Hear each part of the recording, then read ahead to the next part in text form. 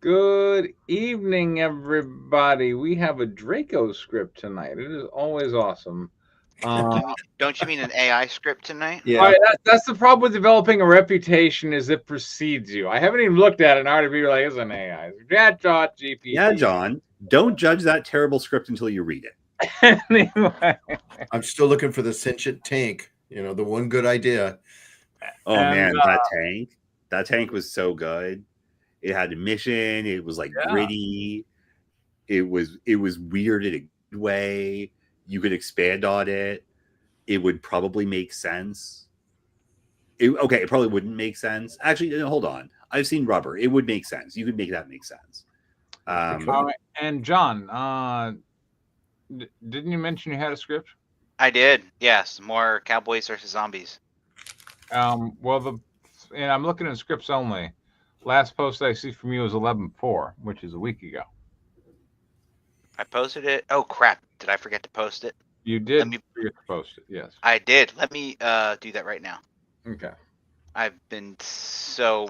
Well, then I guess we're going to review the Draco script first. So, what I'm going to say about the Draco script is it's a new IP, and just judging by the pattern, I'll start to care way more about this IP when you come back with page 11 through 20, when it's, oh, here's a new thing I did, maybe. I'm like, okay. Well, what I really liked about the script was how many times people were slightly doing things in a way that was totally undrawable. And I really loved the gritty narration over complete lack of dialogue during questionable action scenes. And we have a also really loved the over explanation of side characters. Yeah. Oh, I guess we can read it now. But yeah, no, that's I'm sticking with those comments until I note otherwise. And those are the good things, right? Yeah, let's go. Interior, Kai's capsule apartment, dawn. Black screen. A slow, rhythmic pulse, soft pings, like a heartbeat made of notifications. Then a whisper. AR voice. Notifications! Oh, ouch. Our heartbeat is telling you, I have AFib, notify. Okay, I'll read the AR voice. Okay. Good morning, Kai. You slept efficiently. Wellness 98%. Productivity potential moderate. Light blooms. We open on Kai. Unshaven. Tired eyes. Okay, well, maybe he should shave his eyes. He lies on a narrow bed in total stillness. The only movement is the flicker of reflections from the smart goggles covering his face. The camera slowly turns. We see what he sees. AR POV Kai's vision. A floating HUD fills the air above him. Bank balance minus 12.47 Kerr. Low balance. Social utility score 63%. Risk tier unstable. Unstable? I guess this may be partially written by a human. Wellness 98%. Optimal. Affirmations. You are valued. You are seen. You are a productive node. His digital room looks immaculate. Clean walls, bright daylight, a view of a glowing skyline. He blinks twice. The illusion drops for half a second. How are we going to see that from his POV? Reality, cracked paint, what is that? flickering light, no window, just a projection. He sighs and blinks again, restoring the AR layer. Okay, how is that? There's 21 more pages to go. How is that all right, moving on. Moving on. Is this a comic book or a script? No, this is screenplay. Okay, screenplay. All right. Yeah. Just asking. Screenplay, yeah. Rise and optimize. All right. Kai sits up, robotic in his routine. The get ready feed envelops the space. Okay. A holographic Taylor avatar greets him, scanning his body. Fashion update available. Plus 5% efficiency bonus with new fit. Only 20 credits. We need a Kai. Decline. John's going to be Kai. Oh, who is? John is. Okay, go.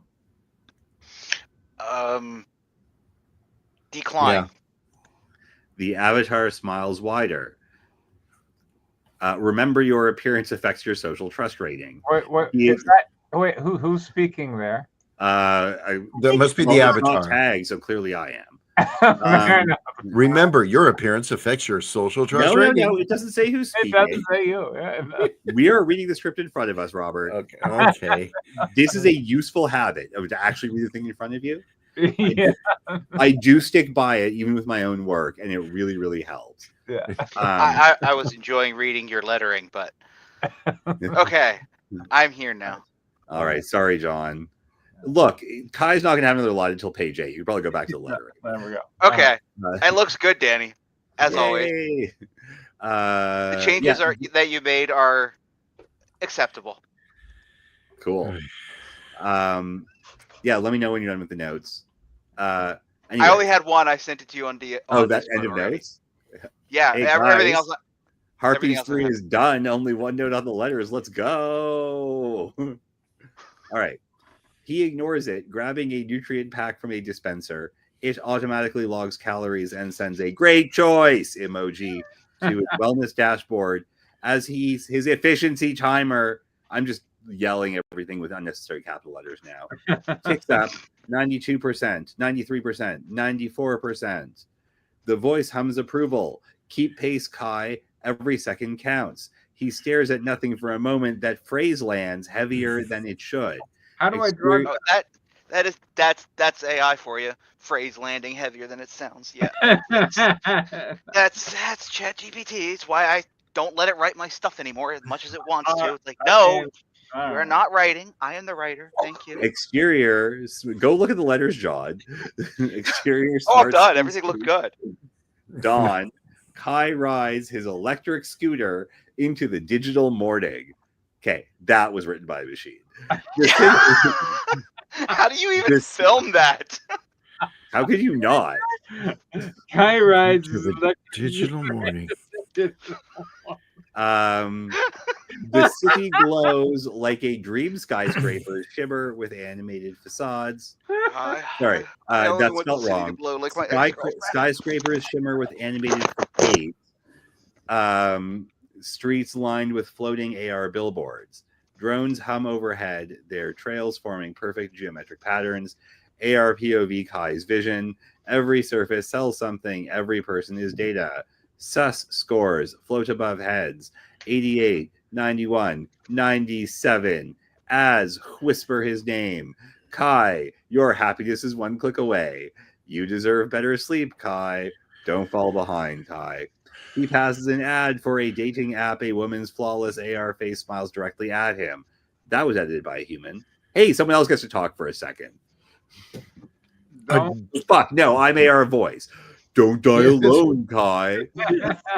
He tightens his jaw, accelerates. Exterior Omni Data Solutions Tower, morning. A mirror monolith of glass and light. Workers glide in on hover walkways. Their AR halos, marking high productivity tiers. Kai parks, grabs a delivery canister from his pack, and steps up to a security gate. He scans his wristband. Now I can finally take a goddamn drink. There we go. Identity verified. Gig number 44432 in progress. Thank you for contributing to the loop. He passes through the gate, then glitch. An entire AR layer stutters like a broken hologram. Kai's POV the glitch. The vibrant Omni Data logo warps into black blocky text. Obey, yield, serve. A businessman's face filter drops. His eyes go hollow, reflective insect-like. The dating ad across the plaza. I am reading all of the punctuation as it is written. The dating ad across the plaza blinks, its smile freezing into a jagged stencil, : consume, repeat, sleep. The soothing voice distorts, whispering, : fear the other side. Then everything snaps back, color floods the world again. People smile, the building gleams. Kai blinks rapidly, breathing hard. He pulls up his diagnostics. AR text, all systems nominal. Minor AR stream interference detected, suggest improving sleep hygiene. I just want to say, like, consume, repeat, sleep would make more sense if it was consume, sleep, repeat. But, Yeah. yeah, I just want to point that out. You know, that edit will make this script wonderful. Reproduce. You know what this script needs? This script needs Rowdy Roddy Piper to get into I love Roddy. I love that film. That is a great with film. our protagonist. But I've already said all of my positive comments about this. I know. And yeah, anyways, he exhales, forcing himself to believe it, whatever the fuck that is. The loop never lies. Cool. He slides back onto his scooter and rides away, eyes fixed, ahead a single bead of sweat tracing down his face as the city around him sparkles with impossible perfection. Interior, old residential block afternoon. The hum of the city fades here. The hallway lights stutter. Each flicker. Okay. I just realized it was interior. Yeah. That was what I was checking. Each flicker revealing how the building predates the loop's upgrades, concrete walls, water stains, and posters half erased by digital overlays. In Kai's AR view, the grime is covered by clean beige textures, a software illusion struggling to hold. Again, a sentence edited by a human. AR prompt. We can tell because it's passive voice. Yeah. No. You can tell because it's incoherent. In a special human role. The thing is incoherent. How does a flicker reveal building predates the loop upgrades? Concrete walls. Task, left out concrete walls. That brings it all together. Was deleted, but not edited. Task O2 accepted. GIG prescription delivery ETA bonus and 000230. Thank you, Preston. No problem. He walks briskly, clutching a small white package. His efficiency timer pulses in the corner of his display. The air smells of mildew, but his wellness app insists it is lavender fresh. He stops at a politician door. insisting the economy is great. Apartment 412. Knock. The door opens an inch. Chain still fastened. An old woman's eyes peer out, sharp, alert, suspicious. This is Sage, 60s. Her social utility score hovers above her head. Blinking red, 12%. We need Kai. Prescription delivery wristband scan, please. Sage hesitates, then unhooks the chain and lets him in. Interior, Sage's apartment continuous. Dim. Half her devices are unplugged. A cracked television flickers static. No AR overlay, no ads, just raw signal. It is unsettling in its silence. Televisions don't have static anymore. Static's been out since 2010s. Which is really too bad because static is part of the best cyberpunk line of sentence description ever. She scans the package. The transaction completes. AR prompt. Preston, you're the AR prompt today. Delivery verified plus 3.75 CR efficiency bonus pending. Sage studies Kai as he checks his balance. We need a Sage. Diane. Do you ever take those goggles off? No taking. Not if I want to eat. All right, we went through the first 5 pages. I mean, do we need to go through the last 5? To me, if it's a ChatGPT script, you're only worth 5. I actually am going to defend Draco on this one. Okay, fair enough. A human being went through a non-zero amount of effort rendering this script particularly incoherent, and therefore that human being does indeed deserve our attention. All right, going to the next one. We got Sage. I think you're Sage. That's not eating. That's feeding the machine. Kai ignores her. His eyes flicker, reading something only he can see. John, you're flagged as high risk. John is Kai, Robert. Who is Kai?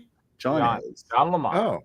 You haven't had a part yet. There's only been 2 characters. No, I did something. I don't remember what it was. All right, John. You're flagged as high risk. You know that, right? You know that's Kai line. That's still you, John. You talk too much. Your score drops. Then I must be saying something worth hearing. Mm. She nods toward his wristband. Sure, that's what they No, tell you. you're right there. Oh, I'm sorry. You glitched this morning, didn't you? Kai stiffens. Oh God, this is John Lamont script. It was nothing. Connectivity lag. Sure, that's what they tell you. Signal bleeds, getting worse. What? The feed's cracking around the edges. He tries to Signal laugh it bleed? off, but his Possessor? expression betrays unease. You sound like a conspiracy board. Sage steps closer. Her voice lowers. My Look. eye is twitching from this script. Jesus. Look, kid, they patch the illusion every few hours now. You saw something you weren't supposed to. That's why your Your score score dropped. Kai glances at his HUD. His sus just ticked from 63 to 62. He is less sus. He is less sus. I guess so. Where am I? Right Here? there. See? They're watching your curiosity.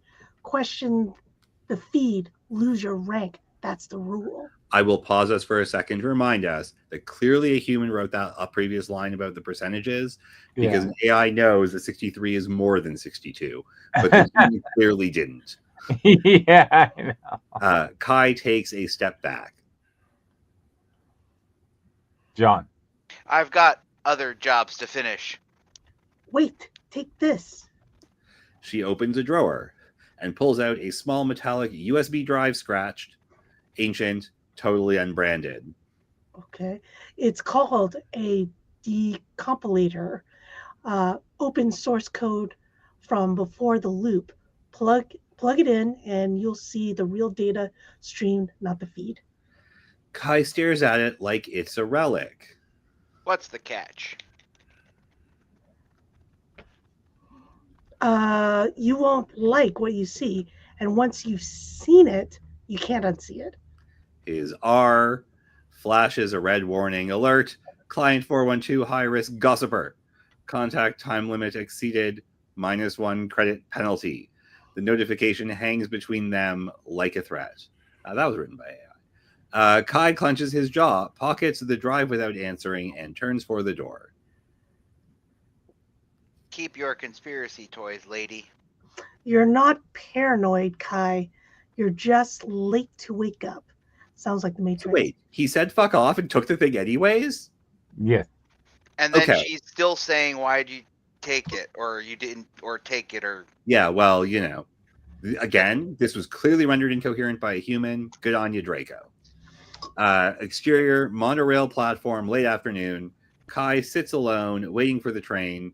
His goggles reflect the sky's artificial sunset, algorithmically perfect shades of orange and pink. He opens his palm. The decompilator rests there, old, heavy, real.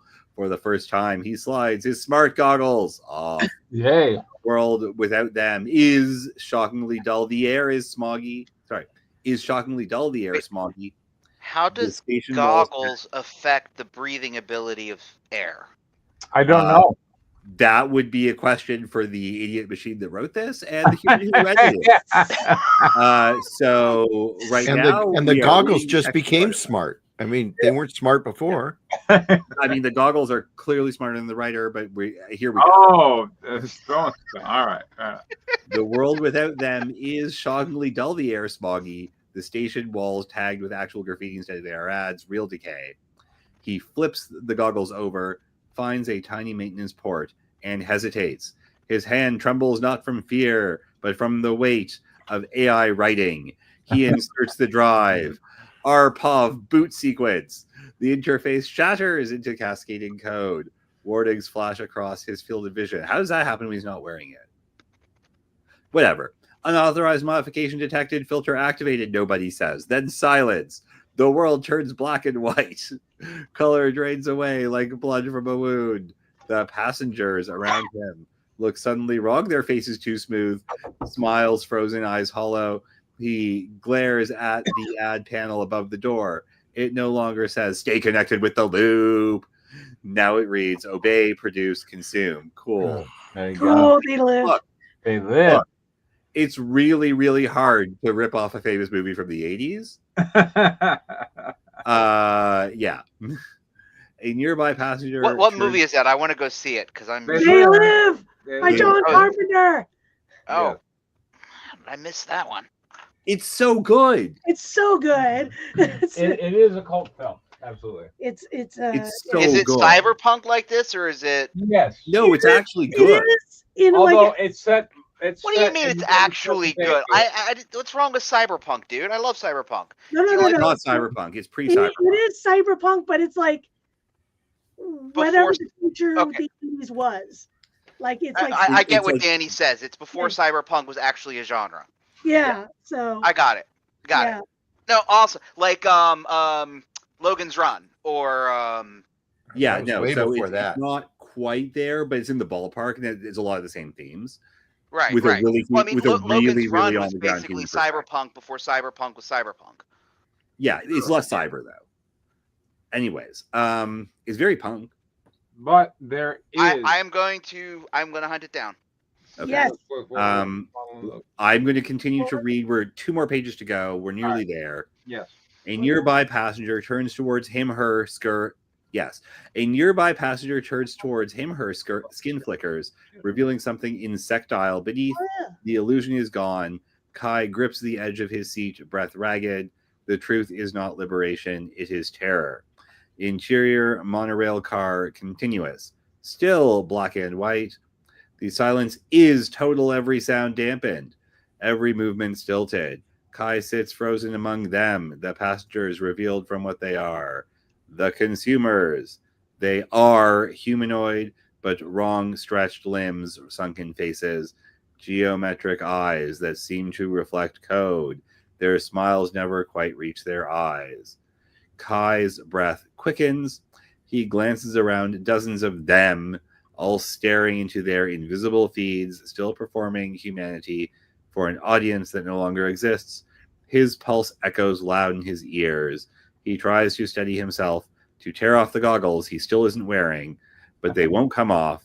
The decompilator has locked the feed open. He claws at the strap, nothing. A metallic whisper ripples through the train knot sound, but a signal. Every consumer turns. Train knot sound. Oh my God. Through the train knots. Yeah, see, this is what indicates to me that a human being fucked this up.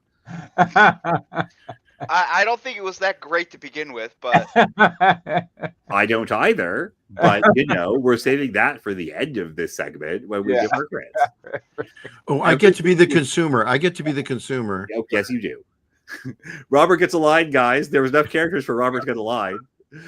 Every consumer turns its head in eerie unison toward him. Unauthorized filter detected. The words come from several mouths at once, overlapping. Kai stands too fast, hitting his head on the ceiling rail. What the? Have you been on a train before? Wow. No. I'm John Lamont. I'm not. No Panic, one else John. moves. Panic. It says panic.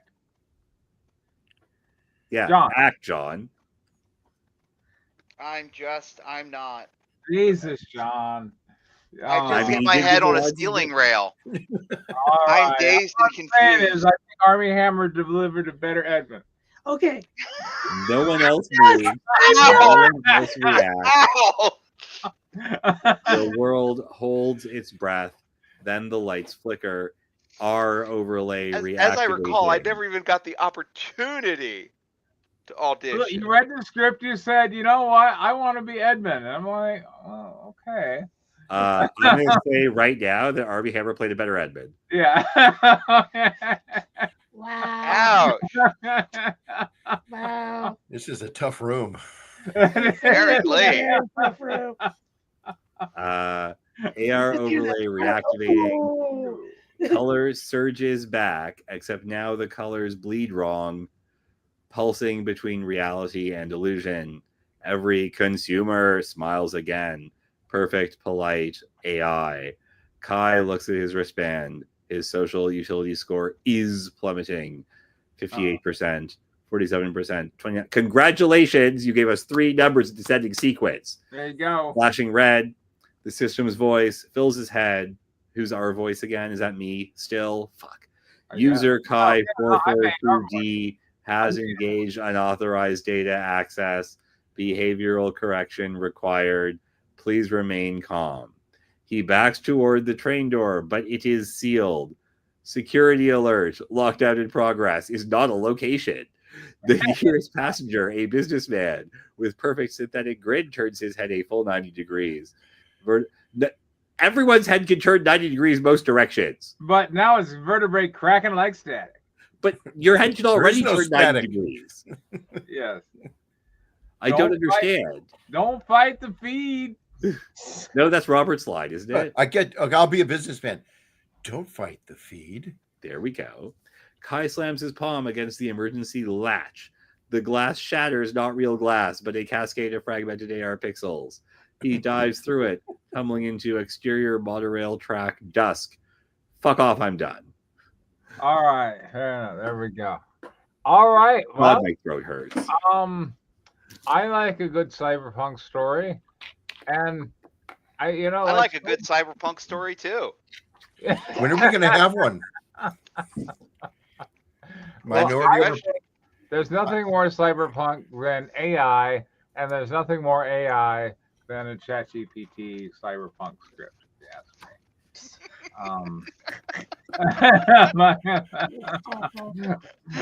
Oh my god, did Pop just eat itself? Yeah, I mean, like, well, I should be less excited about that. all right. Well, see, we had some characters that we had Kai, who's I think our protagonist. I mean, he's in like all the scenes, and he's discovered that the world is not real in a very they live kind of way. Like he's seen that really that there are forces at work that have orchestrated the world to deliver certain messages to the populace to keep them compliant and producing and consuming and sleeping. And he is now been identified by the system and singled for some type of discipline. So, that's a pretty good formation for a cyberpunk story. Not bad for 10 pages. What do you think, Diane? Some of the words were spelled correctly. Oh, okay. There we go. Some of them were. I particularly like the one that the bleeds is possessive. So, Hey, that's a good compliment. Clearly, either a very poorly trained AI or a human was involved in this somehow. There you go. All right, Danny, what do you think? I already gave my comments before we started. All right, John. I loved all the stuff that nearly happened, Yeah. especially slightly, and the gritty narrator who was talking instead of our protagonist. I said it all before we started. oh gosh. All right, John. There's an inkling of an interesting idea here, Yes. but well, I guess I'll save the rest of that Robert. because Yeah, okay. Well, I like that he is undaunted about trying to create something. I think that is laudable. It's better than being a vandal in the streets, so that's good. Also, we're talking about Kai or Draco. Draco. Oh, okay. Yeah. The mashup of Blade Runner, Minority Report. They live. That They Live, because I love that Roddy Piper. That was such a good film, and it had glasses. I mean, come on. Yeah. And they didn't need to be Those smart. are some damn cool sunglasses. Yeah. And okay, I ran out. I'm a kick ass. Yeah. Oh, Do I? All right. How could it be made better, Robert? Okay, if you're going to use GPT or any Perplexity or anything to write something, you need to go through it thoroughly. And frankly, it's a mistake. You need to prompt it with something that your confronted with in terms of how to say it. And in the prompt, you need to identify where you need it to go. And this is a skill. This is a skill some people have mastered to a great degree. You have not, Draco. And that needs to be done if you want to use Chat GPT. And it's not just that we have a special sense to do it. John and I kind of did a couple things to identify what we thought was a Chat GPT generated script. We put it into Chat GPT and asked, was this written by Chat GPT? And it thought, no doubt it was. So I think you're running up against that kind of non-credible, creative storytelling. The other thing I would say constructively is that, and I don't know where this comes from you or whatever, Danny correctly identified that you had, obviously gone in and tweaked some stuff. Which, once again, is a good thing. You should tweak so many things that actually not a single word that the stupid machine gave you is there. Right. There's a lot of truth to what he just said, but what needs to happen is you got to write for the medium. Half of this was written for it's novel. It's written as the written word that you would read. ChatGPT doesn't understand the difference. Yeah, it just but thinks humans format. You tell it, write it in screenplay format. All it does is it just formats it in slug heads. It doesn't understand the concept that this is not a filmable thing. Right. Yeah, it doesn't make that registration. And that has to happen because you're writing things that would be mental. I mean, your imagination can do it, but not the film. The writer should be correcting that. For all the energy, once again. That's it for me, by the way. So I have nothing else to say. I was going to say, I got one. So I'm going to. Robert alluded to this, but I'm going to finish my sentence. This story had a lot of interesting ideas. However, I don't feel like any of them were original. All of the ideas in this felt like they came from some other kind of media.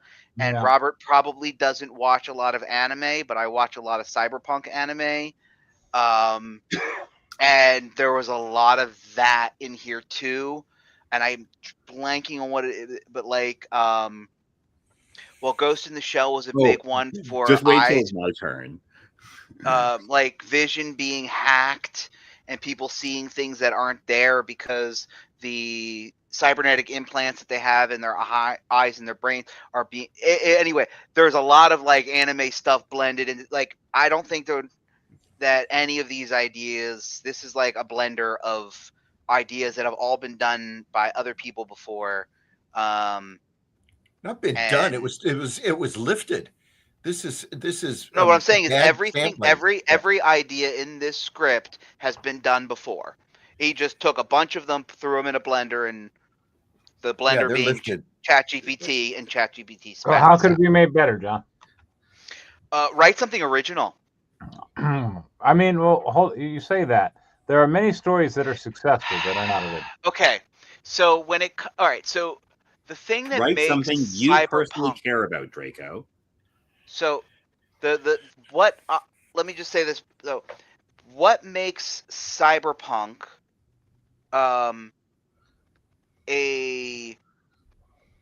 what makes that genre work is the themes. So if you're going to play in the cyberpunk wheelhouse, don't just throw a bunch of he's got augmented this or cybernetic that. That just makes it sci-fi. That doesn't make it cyberpunk. Cyberpunk has specific themes, and if you want to explore them and you explore them in a new or unique way, I think that would allow you to tell an original story. But unfortunately, I don't really feel any theme or anything like that. I guess the one theme is like the whole idea of social credit scores, which was like a hot button topic a couple years ago. So I guess that's probably the theme of this particular story, which I think would be interesting and would work in a cyberpunk universe. But that would also require effort and time to actually develop this idea and create a story that that is actually worth engaging with. And you can't have, okay, right, I know Robert was mentioning other movies, and I'm gonna also pick out another cyberpunk, not quite as popular movie, Equilibrium. And I'm going to bring that up because it took Christian Bale's character almost half the movie before he, because that also dealt with a bit of the social credit score thing. But it took him half the movie before he basically went down the rabbit hole. And this guy is doing it in the first 10. His social credit score is going from like 100 to 0 in the first 10 minutes. And I feel like we don't get the concept of what he's actually losing. But like Equilibrium was like at least the first act, if not half the movie. Matrix, the first Matrix was, I mean, shit was going wrong, but it took us until the entire first act before we realized what was going on with the Matrix. What the like, yeah. Like before, like Neo did not leave the Matrix for the entirety of Act 1, at the very least, if not more. Because first we were introduced to the world, then after we got to know the world, because I think the first 10 minutes was just him. He goes to the nightclub, and then I think the agents show up in the morning. That's like the first 10 minutes. Like, and it takes us until his interrogation scene, which is like another 15, 20 minutes, where we start to realize, okay, something's not right with this world. Then we get the dream sequence where then he wakes up in bed. So then we think, oh, it was just a really weird dream. Then he goes to. What's your point, John? I've lost. My point is time. It takes time, and he didn't do any of that. He was trying. That was my point. I'm sorry. Yeah, it's just he does it all too fast. Is that it involves a struggle of, here's the reality that I live in, that I've been trained in, that I know, that I collect a paycheck in and pay taxes and exist in. And then there's this other reality that suggests none of that is real. That's 1984. Yeah, 1984 for sure. Yeah, and then negotiating that takes time. Right, and there is none of that. And she told him, and the character Sage told him what was going on. So all mysteries stripped away at that point. And he took the drive. There was no refusing of the call. That's a key moment in the hero's journey, which is what the first Matrix is. It's a hero's journey, and he didn't reject. He did not refuse the call. He went to his bus and he took his goggles off, which makes no damn sense. Plug the USB thing in, never put them back on, but then we act like they're back on. And now he's seeing the world that's not the world that is the world, which makes no damn sense. Well, he didn't. That's the part Danny ID'd that. Danny said he didn't. He went in and he changed stuff. There was no thread that connected that transition. And it was clearly meant to be a significant transition. And if we go back to They Live, you didn't have glasses, so you couldn't see what was going on. It's when you have the glasses that you could see what was going on. This becomes and that concept makes way more sense than having glasses that make the world look amazing. You take the glasses off, the world looks like shit, and then you hack the glasses, put them back on, and now the world looks like aliens. I'm like, the whole concept would be to take the glasses off. Like, okay, that's it. And to make it better, okay, so I'll go back to my constructive. Make it better. Have Sage be the head of a gang, and the gang goes out and removes, instead of goggles, the implants of contact lenses that are on people's eyes. And when they do that, then they see the reality. And so it's not glasses that are there, this physical thing that's on top of it.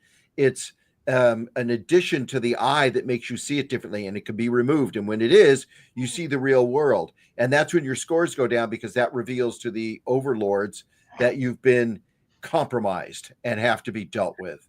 I mean, do something that I'm pissed off at this script. Sorry. I see that you've read the script. Okay. All right. Anyway, Danny, I'm sorry. I went way longer than I meant to. I will remind everyone about my standard commentary, but this does not have characters who want things as a guy dragged through life by the impetus of the fucking narrator who won't ever shut up. You keep doing that. Please stop. That's you, Danny. That was you. I know, and it was exhausting. Nobody wants to read or watch They Live, filtered through Johnny Mnemonic meets the Matrix. So that's a big problem. So what? I mean, They Live, filtered through Johnny Mnemonic meets the Matrix sounds pretty cool, actually. It does. The problem is that I've actually read Cyberpunk before. Yeah. And there's this really niche Cyberpunk book. There's actually a couple of them that I'm going to draw attention to right now. One of them's I don't remember who published it or who wrote it. Guy can't be that important. It's called Neuromancer. Yeah, sure. And that's about a courier who finds all kind of weird stuff and kind of does get dragged along by the plot for a lot of the first act. I don't remember quite where that goes, but I remember it had some really interesting themes, many of which were about noir and mysteries and what it means to be a digitally mediated organism. It was really cool anyways. So yeah, you should probably read that.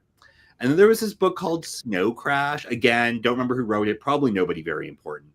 That incidentally happens to be about a courier who, while couriering in a very digitally mediated world for, I think, the mob, gets involved in some very highfalutin technological shenanigans that really threatens humanity's ideals of themselves.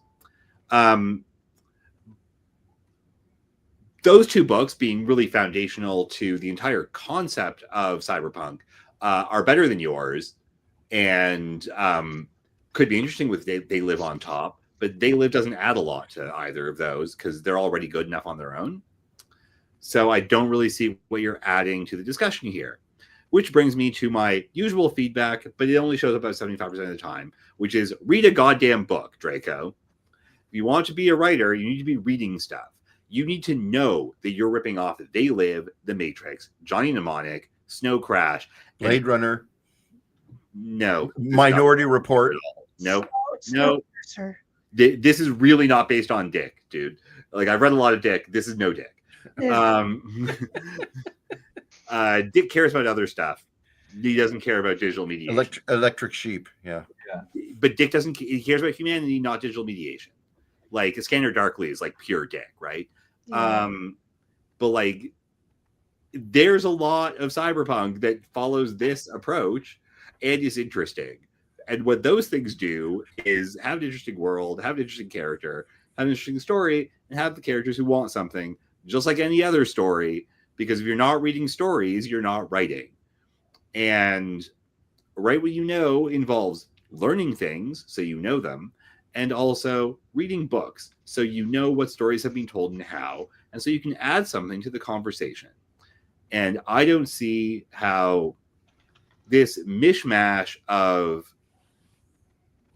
Johnny-come-lately cyberpunk tropes stuck on a perfectly good John Carpenter film that also did this better because it had a character who wanted something, cares about humans, and like has a very explosive reaction to his discovery about how the world really is. Everything that you're doing, something else has done better. So I don't see why anyone should care about this. Okay. Diane, go ahead. Sorry. My point is that if you were familiar with any of those things, you could have actually added to the conversation. Okay.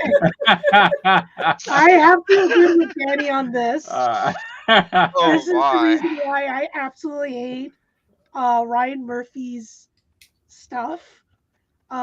in particular American Horror Stories. And I know this thing has like fucking 12 seasons.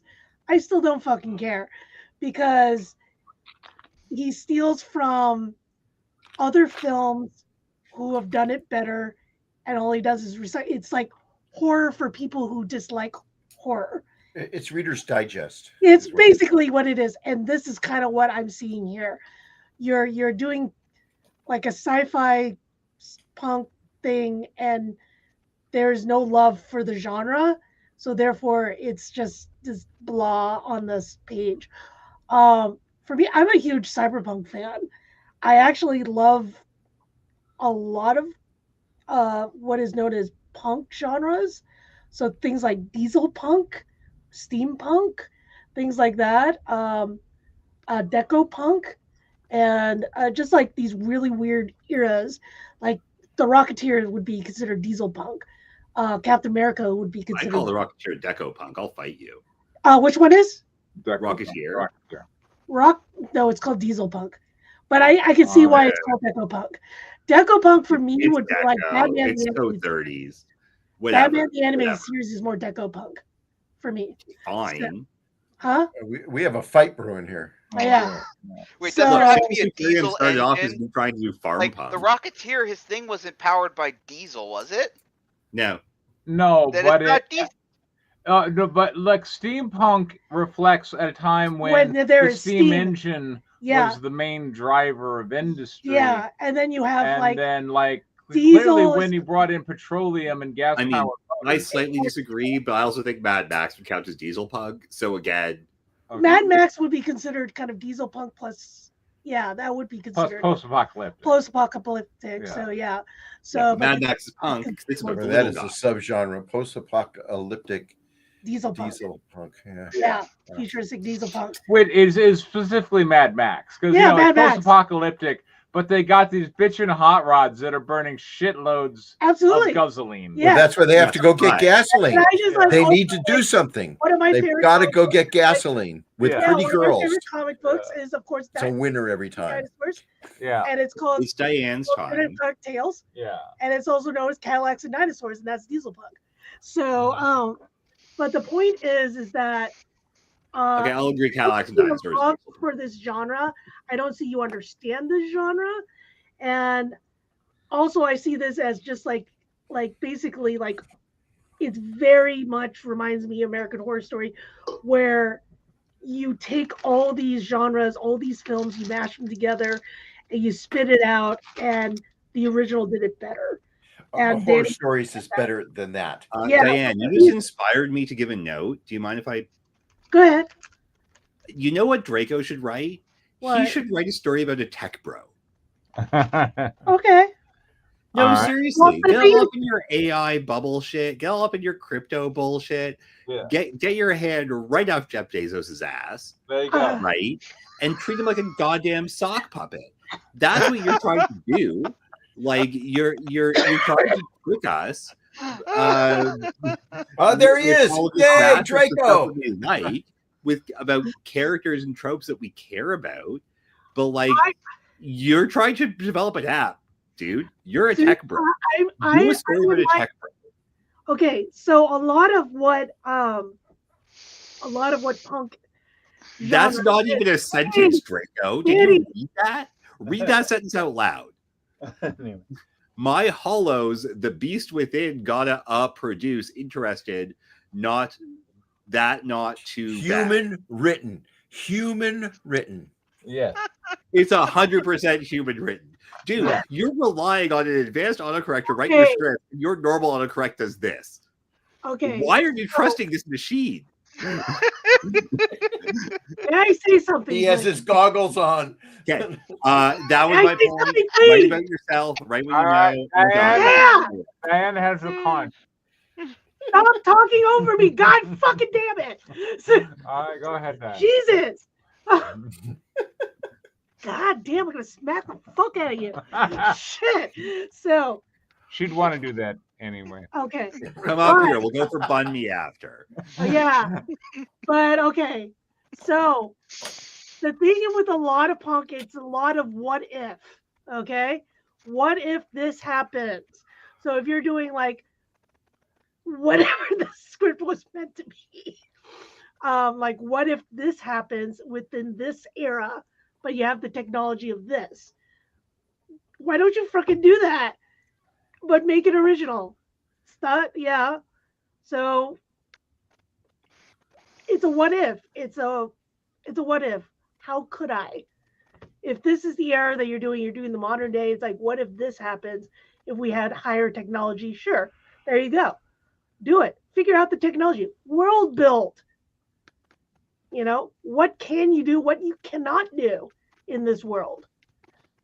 And you can start there. Although, luckily, you have a conflict.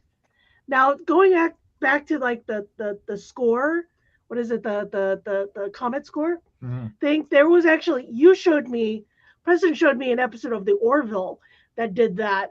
But the thing is, like, social credit score. Yeah, the social credit score. The thing is that I went up to you and it just went like, this is just an episode of like Black Mirror. Yeah. Who did it better, by the way. So, and the beginning part of it is her wanting to buy a house, but she had to have a certain credit score, like a certain social credit score.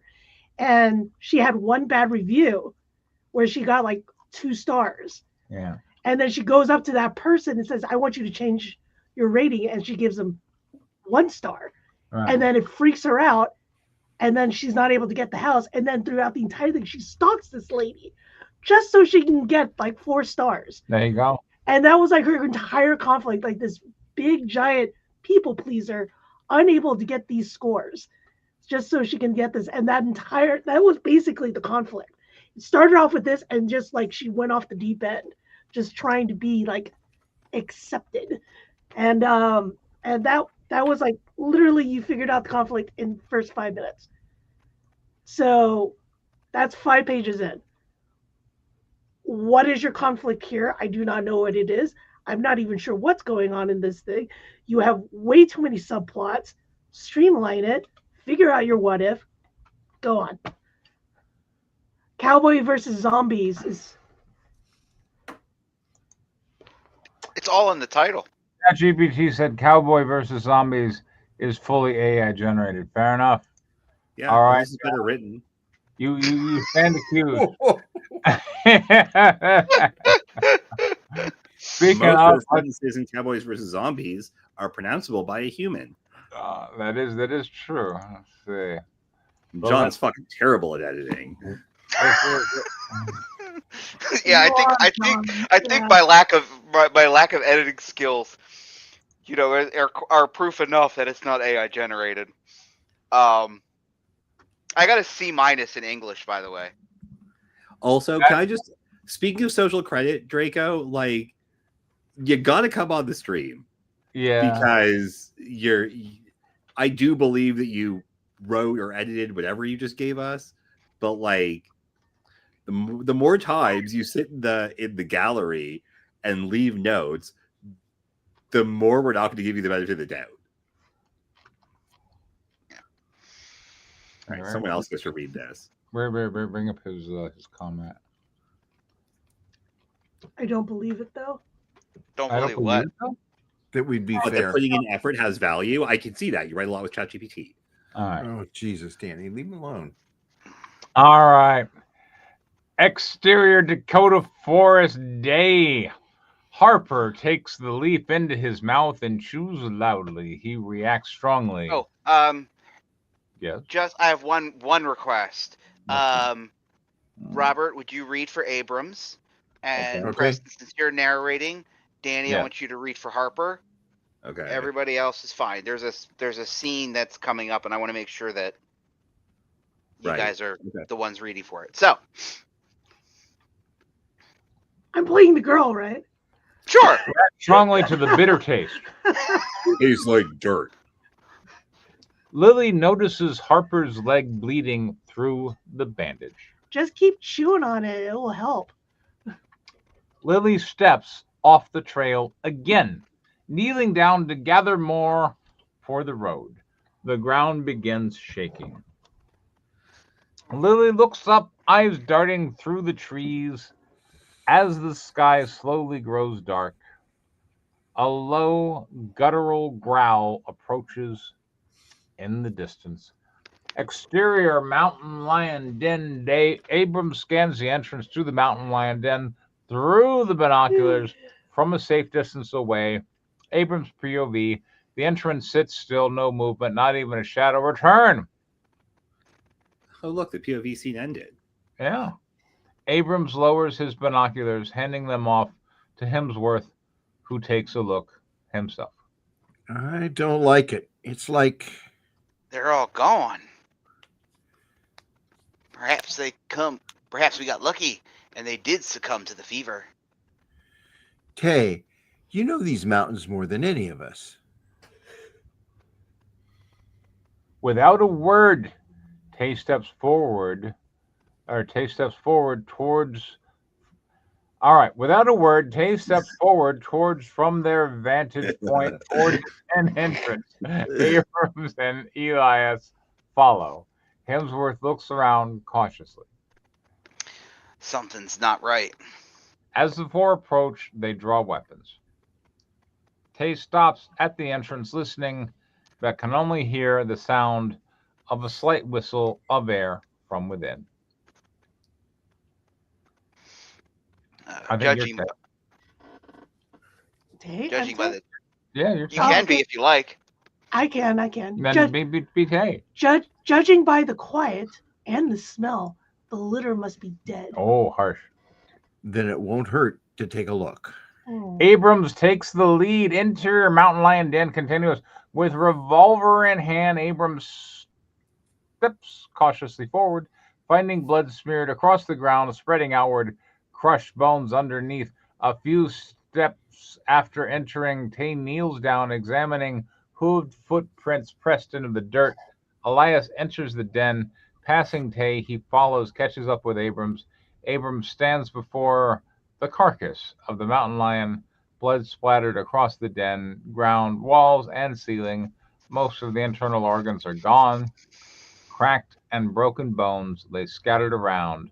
The only recognizable remains of this once proud animal are parts of its head and the leg. The rest utterly destroyed. Abrams and Elias stare at the macabre work of art decorating the den. Doctor, get in here. What's the doc gonna do? Put it back together again? Hemsworth slowly approaches, shock and horror filling him as he approaches the scene. Doc, what could do this? Hemsworth stares in utter disbelief. I don't know. He looks around as the blood and flesh sticking to the walls and ceiling. It's like the cat ate a crate of lit dynamite. This ain't explosives. There's no scorch marks. There isn't anything. Not in these parts. Tay will tell you. Hemsworth looks back for Tay, but he's not anywhere to be seen. I thought Tay was female. Tay? The three head back towards the entrance. Exterior mountain lion den, dusk. Tay stands outside the den, staring off into the distance. Abrams, Elias, and Hemsworth exit the den. Tay. Tay remains fixated. Tay. Abrams grabs his shoulder, breaking him from his focus. Tay, what's wrong? We should not have come. We should not have let the boy go. Abrams whistles. Milo's barking can be heard in the distance as the dog rounds up the horses, driving them towards the posse. What's out there, Tay? What could do this to a mountain lion? Wataga Vatakanta. Milo barks, announcing his arrival with the horses. Bark, bark, bark. What is it, Sheriff? What's out there? Abrams mounts his horse. Ask Ty. Yeah. Abrams spurs his horse, racing along the path. Milo barks, running after him. Elias whistles to his horse, mounting up and following after Abrams. with Hast. Haste. Haste. Hey, I know. I actually spell a word correctly, and then you're still going to mispronounce it. Look, that's a Preston problem, and it's not your fault. There you go. That is a Preston problem, yeah. The problem is between the computer screen and the chair. There you go. Hemsworth and the lack of glasses between the two. And the lack of glasses between the two. He's not wearing his glasses at the moment. But I know He's not wearing his glasses. He's doing the screen. Exactly what I said. The lack of glasses I was between the being two. a bit more like He's being facetious. like industrial, you Yeah. know, with like, you know, Rammstein. That's the Rammstein pronunciation of haste. Would be Hast. There we go. I think that's the German pronunciation, but Yeah, Rammstein being a German band. there you go. ... Hemsworth. Who's Hemsworth? I'm not me. Somebody grabs his hey. arm. What in God's name has gotten into you? No God, no demon. This killing is a dark sign. The end. Hemsworth and Tay share a beat. Where did they get the beat from? Who had the beat? Like it's like a Just disco having beat? fun. Like trip hop? What are we talking about here? I don't know. I thought they had a beat. Something industrial? One of them busted out a little bit. It's that X-Ting that makes it original. Yeah. Oh, something soca beat. Yeah. Exterior Dakota Forest dusk. Red fiery eyes stare at Lily from the brush in the distance. Lily slowly rises from picking the herbs, staring back. The eyes blur. The ground shakes. Lily turns running. Jamie! The rumbling ground gains on Lily as she approaches the path. A horse rears up nervously, throwing Harper from the saddle before darting into the woods. Harper lands with a thud, falling unconscious. Jamie, get up! Lily grabs Harper's arm, but he's out cold and much too heavy for her. By the way, that should be T-O-O. For her to barely lift. He looks back to the woods as heavy thumping circles around her. Lily grabs Harper's pistol from his holster, drawing back the revolver's hammer, pointing it at the sound circling her. Suddenly, the ground stops shaking and the forest goes quiet. Lily scans in the distance, pistol aimed. She spins around, pointing in another direction. The breathing labored.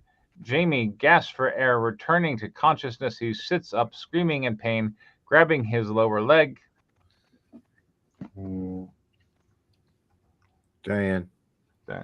Jamie, shh. Jamie takes in several large gasps of air as he tries to collect himself. Lily, what are? It's here. Harper looks around, finding themselves on the mountain path alone. How did we get here? Last thing I remember. Doesn't matter now. We have to go. Lily hands him back the revolver, grabs his arm, pulling him to his feet. We need a horse. I can't walk like this. She ran off. It's just us. Back on his feet, but even leaning on Lily, he's unable to put any weight on his leg and falls forward into a tree. Look, just take my gun and go. Find Dusty. Just right out of here. Lily. I'm leaving you. Come now. You wouldn't be going soft on me, would you? That should say I'm not leaving you. Yeah. Yeah, well, that's not what you wrote. It's pretty cold, I thought. I actually really like you got a bum leg, dude. Well, I think bum you leg, I rewrite can't the deal with scene that. around Lily just being like, yeah, I'm going.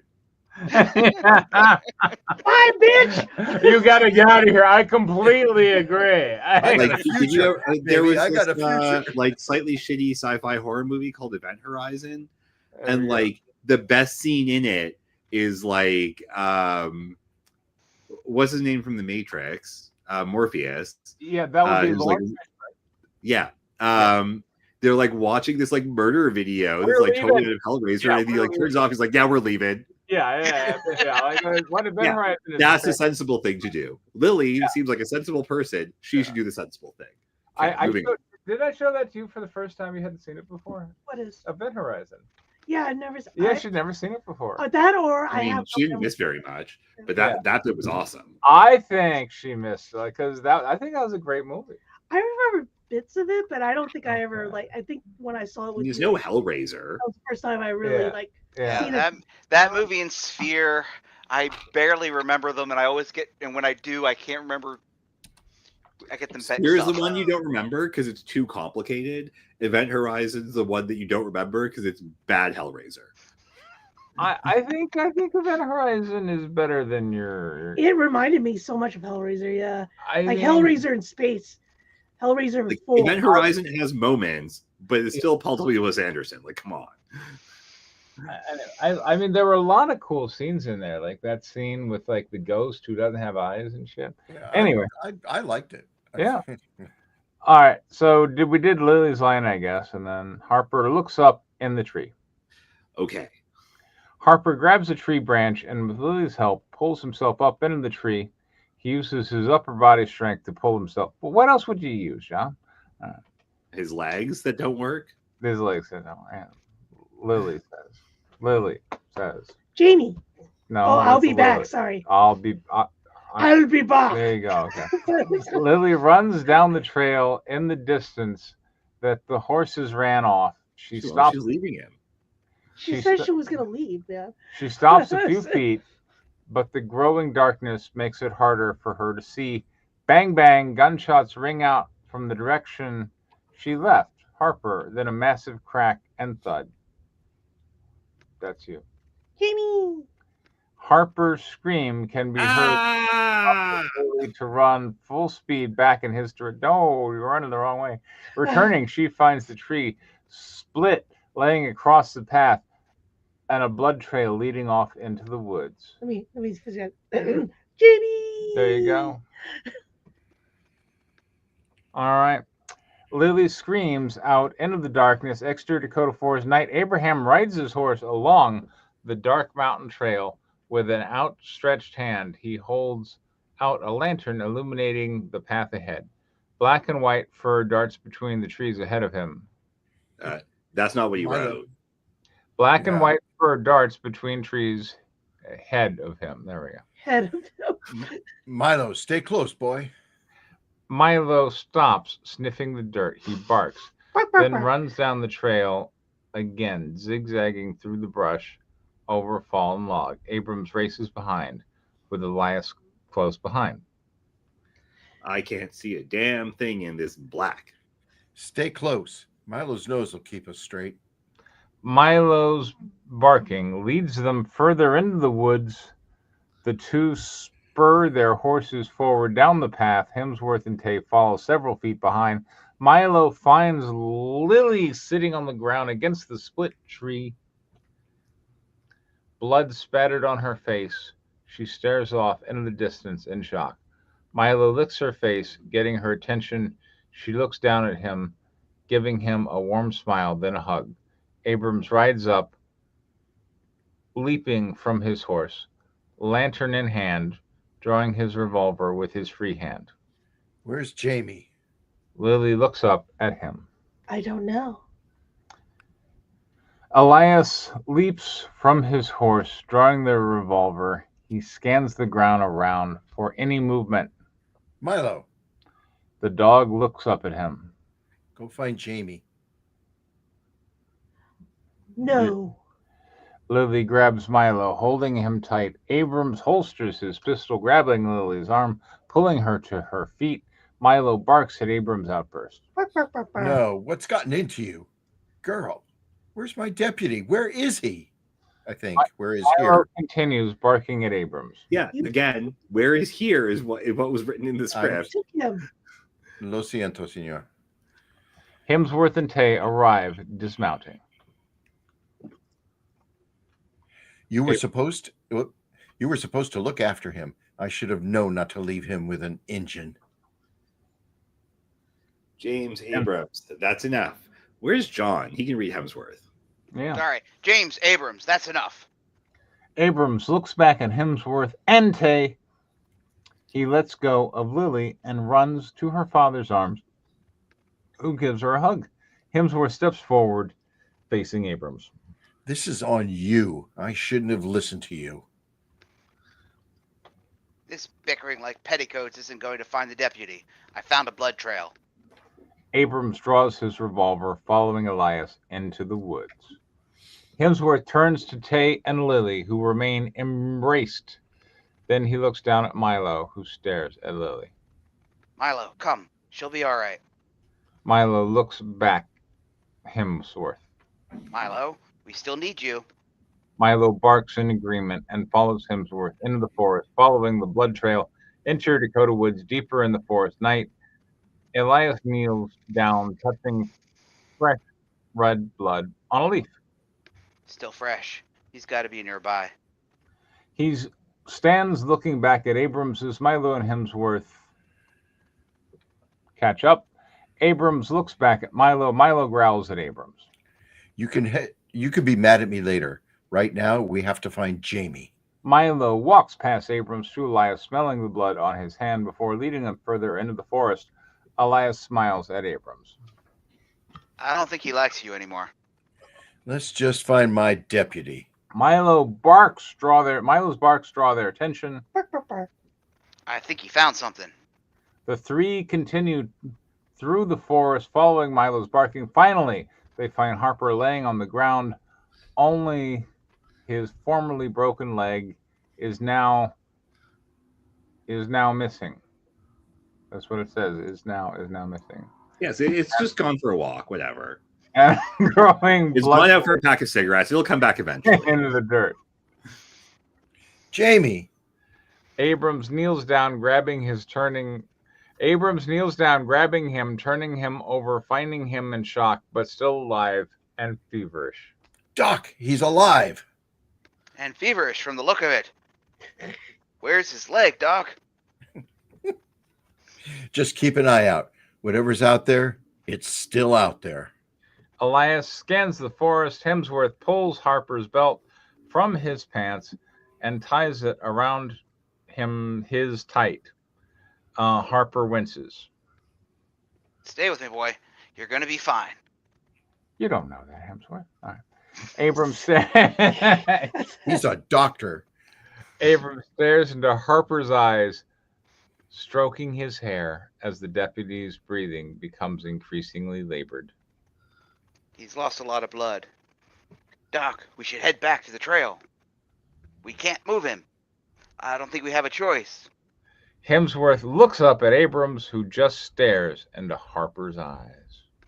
Sheriff? Harper slowly starts gasping and wheezing. What's wrong with him, Doc? Hemsworth puts his ear down to Harper's mouth. His lungs are collapsing. He's not getting enough oxygen. In Scarlet Town, where I was born, there was a fair maid dwellin', made every youth well away, cry well away. Her name was Barbara Allen. Harper exhales, and his heaving chest comes to rest.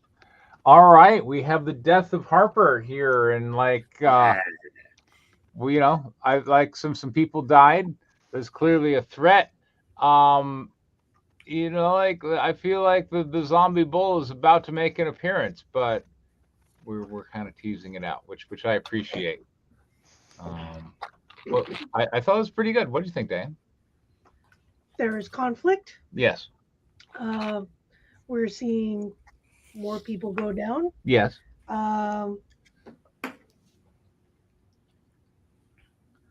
There's mood. There's atmosphere. Sure. I would wish. I know the dog seems to be smarter than all the people. I mean, he's a very good boy, and I will fight you over this. That's not a complaint. It's not a complaint. Like, this dog is warning everybody, and nobody, and they just don't understand dog apparently. Yeah. So they all just end up dying, and I hope the dog saves what's left. So the only person who seems to understand him is Lily. That's about it. So I'll save the rest for criticism. Robert, what did you like about I agree that there's some mood that's happening. There's there's world building of the atmosphere around them. Um, the mysterious noises and threat became more intense. And I'll leave the rest for constructive. Danny. Lily was great in this. She had 2 good moments where she was like, "I'm leaving you," and then like, "No, you're all stupid." No, okay, look, I don't care if it was a mistake. Those were like the 2 best lines in this passage. Because she like stood her ground and was like, "I'm not sacrificing myself for some fucking gringo idiot," and it was great. So, for real, I want Lily to be like that all the time. How could it be made better, Danny? There's no earthly way of knowing which direction we are going. At any time for any character, you've split the party and they've come back within 10 pages, which doesn't make any sense. People are going forwards, away from towards places. It's a real problem, actually. The utter lack of geography and the amorphousness of the physical space that you're imagining. I know there's reasons why that happened, and some of them are editing related, but none of the atmosphere building made sense because I was trying to figure out where anybody was. I didn't think anyone was so close to anybody else. I thought our heroes had just crossed a dangerous river. There was so much. I had like no fucking clue. Robert. Okay, I'll I find the dialogue on point, way too much. And the dialogue is kind of moving what the character needs to do. The character doesn't seem to be driving what's next. It's like they say it, then they do it. They say it, then they do it. There needs to be something there that we start to understand that, you know, that character's got to go do something. There's elements of it, but it needs to be in there more structurally in the character build. And Lily starts to get interesting, and then she kind of disappears. As she gets stronger, then she's repressed into a role, a lesser person role, of you know what a man would do to a woman that he could overwhelm. So I didn't like it. That part. I guess I agree with Danny that she, you know, started to get strong. Let's keep her strong. They need somebody strong in there. The rest of them are kind of just following something that they say. We need to go do this. They kind of go do it. We need to go do this. And I don't understand exactly what's motivating. Somebody's got to have some fucking energy to go and find out what the fuck is doing this, not just clean up the mess that it makes after that. You build the mystery with the circling, the hooves. We can't see them. It's at night. She doesn't have a lantern, apparently. When they bring the lantern, we need to feel that the lantern is lighting the only world that they have, that they're following this blood trail. They see a flash of red on a leaf and they go there. That is kind of just addressed like we're supposed to know that, but the visual of that needs to be emphasized to the degree where that's all the audience sees, is that little bit. It's claustrophobic. You have to make the wide outdoors that we know they're in, crush them. And that you have the elements to do it, but it's not structured properly to go there. Then it could become an extremely scary scene because there's no walls to protect them. There's no fences to protect them. We need to feel that much more. I was hoping that we were going to hear something like that, that maybe they'd say they could say, we got to watch every angle. We don't know where this is coming from. And it's implied, but it's not felt. And that's the best way I can describe it. So the characters need more motivation that we can understand what they're doing and feel that motivation. So we're going like that. Well, you know, Doc Hemsworth, you know, save his fucking life. What are you going to do? He kind of just stands there. You know, it's weird. The characters kind of fell apart from the last one. that you did, which was a lot stronger in terms of who these people were. So I'll leave it at that. Damn.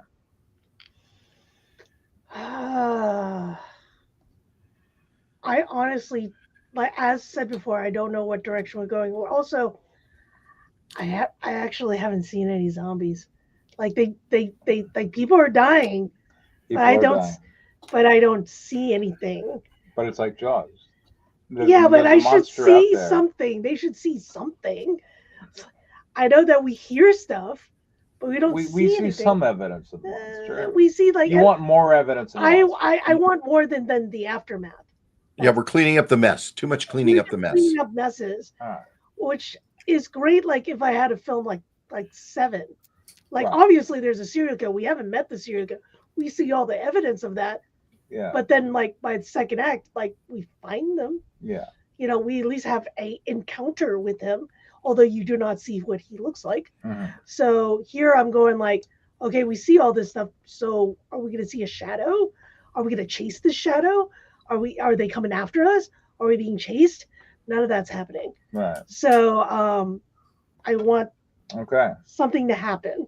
I want to see something, or at least I want someone to be in the action, and maybe we could see a death on screen rather than see it off screen. I mean, I think he was dying on screen. I mean, he was dying. He just died on screen. Off screen. Yeah, he was wounded off screen. You know what your comments just reminded me of, and this might be a good way for John to go. I think what the passage we just read is that part of Predator when they just unload all of their ammo into the forest. Yeah. That's the scene that you should have given us. You have the guy, he's being scared. He's like, I've got a broken leg. The girl's about to leave him. He just unloads. Even if everyone else shows up, they can unload. They're going to agree with him that there's danger out there. Then, bam, suddenly our heroes are in more danger, and they don't even know. Now they lost like ammunition. Yeah, that puts them in more danger. While also, you're expressing the seriousness of the threat by having.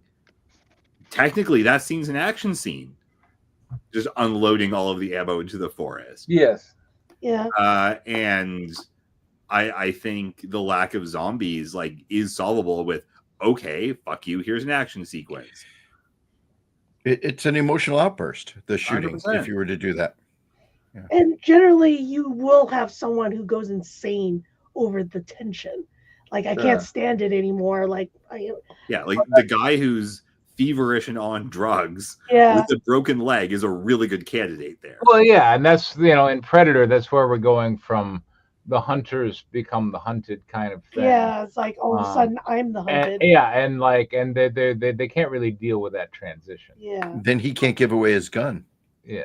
Also, if he's going to start shooting it. All of a sudden, like, we are now like my. Well, I mean, she should just leave him, and he should just go nuts. Let's get the hell out of here. Yeah. It's like, why aren't we going back? The one who wants hightail and run. We definitely have, John. You've done a great job in providing us a moment with some very high drama potentialities. I think we could see the villain here. I think it's okay to see at least. Shapes. We're an hour into this. Yeah, something. Oh no, I got something planned for next week. Okay. Yeah. Okay. Yeah. I have a. Yeah. There's. Fix this scene. We're on how many pages now? This is in the 40s. I want to say. No, we're lower mid 50s. 50s. All right. I mean, but has John been? Okay, here's a question that I don't actually remember the answer to. Has John been saying no, wait for it for the last 2 months? Because I don't think he has. I don't. There's been some times when he definitely has. There's a few times I have. I try not to because it's a common excuse in this type of format where people will present 10 boring ass pages and they're like, well, next page is going to be everything gets exciting on page 11, and it's like when it comes. And I tried not to do that because. We're also on page 50 of a feature. I just want to be on page 10, so you've got some. I'm aware. I'm trying to say. Writing a horror movie. To say is that I try to use the format to make something interesting happen every 10 pages. And I appreciate that's how I was I just look at it. saying, like one of the general rules of a horror film is don't show the monster too early, Yeah. And I felt like page 60-ish would be the right time to do it. All right. Okay. So some are going to argue we could see it a bit earlier. Well, and you know what? It's That's not what, earlier. That's what rewriting is build-up. for, Preston. Yeah. It's the buildup. That's what we're kind of begging for. Is you need to brick by brick layer the threat for us to not so much expect to see the monster, but like what the fuck is he going to do when we do see him? And if we're going to wait an hour in a chair looking one direction, if you're in a theater to see that, you better have a lot of bricks in place to build it up. You're building the audience expectation of their fears of what could happen because they've seen all this other, horrible activity going on.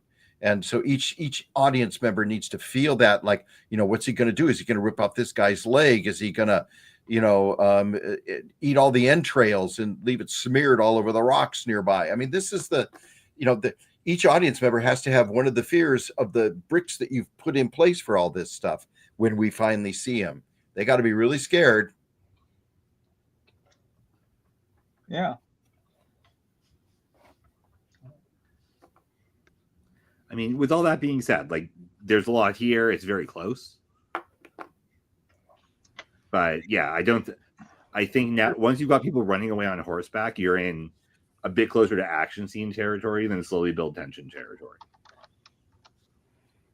So I do agree with Robert, who said you stepped back from what you set up already. Crossing the river was not only metaphorical. Yeah, I mean, it goes back to Greek stories. You cross the river, something changes. Yeah, that's the point of no return in the hero's journey. Yeah. Well, there's the Rubicon. You got it. The river Styx. Yep. So, yeah. Yeah, that's use that. Return. It's it's the thing in Bree in The Hobbit. It's like you've got to cross a threshold. This is a threshold. And I don't remember if they crossed it or not in this version, but like that was a key moment. And then they cross the threshold right back. And I think they don't cross the threshold changed, which is why it's so unsatisfying. Yeah, once they cross that river, game on. I mean, that's why it's the Rubicon. Yeah. But yes. Or the river Styx. They could be crossing into hell. Oh, okay. But once you cross the river Styx, like it tends to be the end. It's over. Yeah, right. Fair enough. Yeah. But it's a moment. It is. Anyway. Unless you're Orpheus. Right. Okay. The key point here is to treat the threshold seriously. Yeah. Across the Rubicon, shit. You incurred something that is going to take a while to resolve. And the problem is you're all in. You are all in. You cross that Rubicon, you're in. It's Caesar crossing the Rubicon. Yeah. With the army. It's still a point of no return. Yeah. Once you go upstairs to have a cup of coffee with her, you're in. That's it. Yeah. And Caesar's line when he does this is entirely appropriate, right? Like coffee is just coffee, Robert. Yeah. Right. So we can dream. Where are we getting the idea that the die is cast? I don't think we are in this passage. And I think it would be very nice too. So whether that's, waste or like someone seriously goes nuts and has to be restrained, like any number of things. And I'd like to see it from people who did cross the river, and I'd like to see their dynamic show more cracks and not rely on Lily for that, even though I loved everything Lily did here. Well, that's an interesting point, Danny. And when they're crossing the river, because I thought about that a lot. I said something last time about that the horses are scared. And what were they scared of? Were they scared of the rushing river? Were they scared of something floating in the river? That it's interesting because what the horses do is they signal something's wrong, like a dog barking. The horses are, restless. What made them restless? Something's happening. Those horses need to scare the humans into being like another stage up one level of, what the fuck is going on? Then the silent bull running around and stuff like that. And for the audience, another level of fear. It's got to start to build and then have your action, and it makes sense. It's a relief, and it's not over. I mean, those are there's your build to the monster coming in. So yeah, hopefully that helps. All right, John, there you go. Yeah, actually, you guys gave me an idea, and I'm gonna actually change something that I had planned, which Yay! is gonna be. That's gonna be interesting. I'll have to figure out how I'm gonna work that out. That'll do it exactly the way we suggest, and then don't change our suggestions unless we say it doesn't work after you've shown it to us. I just want to say that over the last couple weeks, I was looking at maybe putting together like something to make a pilot, to make a series, and then like as I started talking to more people who went down that road or knew, like I realized like the fundamental difference between making a feature and making a pilot is when you're making a feature, you're making a work of art, and there it is. When you're making a pilot, like you're entering into a long-term business with a whole bunch of people you're probably going to keep seeing again. Then like whatever studio you ever end up pitching it to is probably going to have, and like they're probably just going to reshoot the thing. And like how like I was left with the impression of if you do a feature, it's a finished work, or at least it can be a finished work. Whereas for a pilot, they're going to redo it. Yeah, it's just a start, really. Yeah. Did you ever see the Star Wars pilot? Right, but they're also Star Wars, Star Trek pilot. The Star Trek pilot was like that. Yeah. The cage had nothing to do with what a lot of TV shows do that. I worked on a couple pilots. That was the whole goal, was to basically pitch it to studios to try to sell the whole thing. Like, like again, like TV has to do something that a film doesn't, which is set up a repeatable story structure. Yeah. It's a living document, if you will. And you know, film can be complete in a way that television can't. But anyway, we all make comics, which is our repeatable story structure. So or limited series, mini series. Those are dead. I sort of alternate between that and mini series. Like I've got, Sleepwalkers is a mini series. Cygnus Imperium is a repeatable story structure. The Dead Babies one was a repeatable story structure. I don't know what White Lily 2 would be. I think it's a complete story, right? I think White Lily is its own story, right? Yeah. Like it's not. Yeah. It's not creating a story engine, but TV is about creating a story engine. Right. Yes. Right. And so your pilot is your proof of concept. Are the characters interesting? Is the conflict interesting? Is what they do interesting? Does the engine work? Right. And you have 48 minutes to do that. Like, pilots are hard, but they're kind of neat in that respect. I don't think this film is one. No, it wasn't meant to be. And that's what I like about it. I'm glad. I don't want to make any more pilots. Pilots are bullshit. See that would be the difference between when Preston and I, before I started this version, we were talking about the story, and my idea for this was Western X-Files. Yes. Which is, to Danny's point, is a repeatable story structure. It is U.S. Marshal goes to a town, investigates something supernatural, resolves the problem, leaves town, rinse and repeat. Yes. Which Preston didn't want. No. So, but again, that's the difference between those types of. This is not a repeatable story structure, though. Of course, Jaws did end up with like 15 million sequels. Yes. Yeah. I mean, features sort of end up like that, but you can't write them like that. Well, that's the difference between a franchise. There's a difference between a franchise and a series, and the franchises are individual works, as Preston described. Whereas a series is meant to be pliable, and they use every tool from focus groups to ratings to be able to define how that needs to change over time.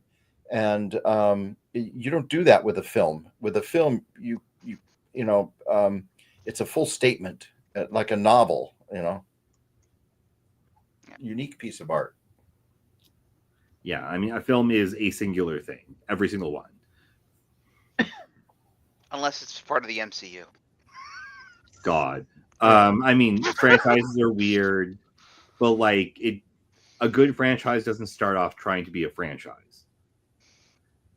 Right? It gets you with a statement, then there's enough money that it's worth repeating that statement. That's why sequels are the same but more, because that's what people are usually coming for. I would say the same but different. Anyway, thanks, guys. I thought it was pretty good.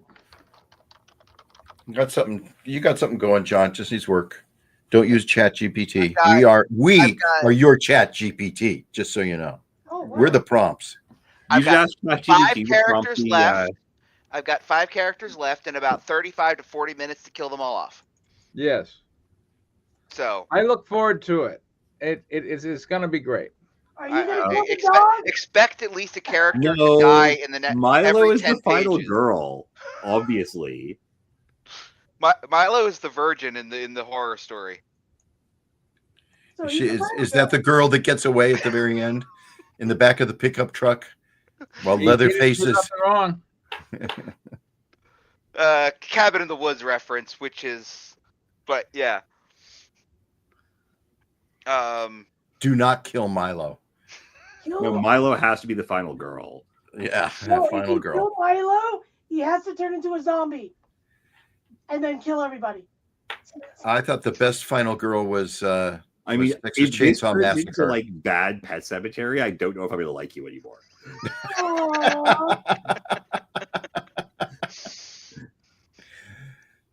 The Bad Pet. Well, see, that could work. The Bad Pet Cemetery, all about bad pets. Oh yes, that would work. Yeah, but Pet Cemetery, but bad would not work. The parrot that ate my parents. There you go. It occurs to me it's actually very odd that nobody's tried to remake Pet Cemetery, but working with animals is actually really difficult and requires money. Actually, they did. They remade Pet Cemetery rather recently, and it sucked, which is really sad. So, because they did it recently, like 2 years ago, I think. So probably why you haven't heard of it, because it probably crashed. Yeah, because it literally came and went. So I don't know anybody who liked it, and that was like a film that I wanted to be remade. So wasn't there another film that literally just came out a couple of weeks ago, and they said the same thing? Which one was that? Well, I know apparently there was a new Predator movie that came out. Like, yes, I heard of it like after it was like in the theater for like 3 weeks or whatever. It's still in the theater. Well, no, I'm not saying it's left. I mean, like, I think the first time I heard about it, it had already been in the theater for a couple weeks. And then there was another movie that was, I forget who it was like another big tentpole type movie that had come and gone without a whisper, and it was like, it was just really weird. It was, I just saw something. Wait, I think it was like the Nine Inch Nails album. Well, the new Running Man is out, which so far nobody has really said anything about. There's a new. I just read a review. New Running Man that just came out. Oh wow! I just somebody wrote a review on it. Who wrote that? I saw something on Twitter that was basically like, "Oh, I bet you didn't know that this movie had come out already, and nobody's talking about it or anything like that." I forget what the movie was, but it was something like that.